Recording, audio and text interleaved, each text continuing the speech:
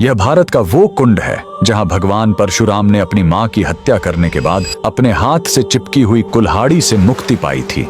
यह कहानी है महान ऋषि जमदग्नि और उनकी पत्नी पतिव्रता रेणुका की। कहते हैं रेणुका हर दिन नदी से कच्चे घड़े में पानी लाती थीं और उनके सतीत्व के बल से वह घड़ा टूटता नहीं था। उनके 5 पुत्र थे जिनमें सबसे छोटे थे विष्णु अवतार परशुराम। एक दिन रेणुका ने नदी में कुछ गंधर्वों स्वर्ग के संगीतकार को जल क्रीड़ा करते देखा। उन्हें देखकर एक पल के लिए उनका मन मोह में पड़ गया और उसी क्षण उनके सतीत्व का बल टूटा और कच्चा घड़ा टूट गया। जब वो आश्रम लौटी तो ऋषि जमदग्नि ने अपने योग बल से जान लिया कि उनका मन भटक गया था। वो इतने क्रोधित हुए कि उन्होंने अपने पुत्रों को आज्ञा दी, अपनी मां का वध कर दो। जब चारों बड़े भाइयों ने मना कर दिया तो क्रोधित पिता ने उन्हें तुरंत पत्थर बन जाने का श्राप दे दिया। इसके बाद परशुराम ने पिता की आज्ञा को अपना धर्म समझा। उन्होंने भारी मन से अपनी कुल्हाड़ी उठाई और अपनी ही मां का सिर धड़ से अलग कर दिया। उनकी आज्ञाकारिता से प्रसन्न होकर जमदग्नि ने वरदान मांगने को कहा। परशुराम ने तुरंत अपनी मां को फिर से जीवित करने और साथ ही पत्थर बन चुके अपने चारों भाइयों को भी मुक्त करने का वर मांग लिया। सब फिर से जीवित हो गए, मानो कुछ हुआ ही ना हो। लेकिन कहानी यहीं खत्म नहीं हुई।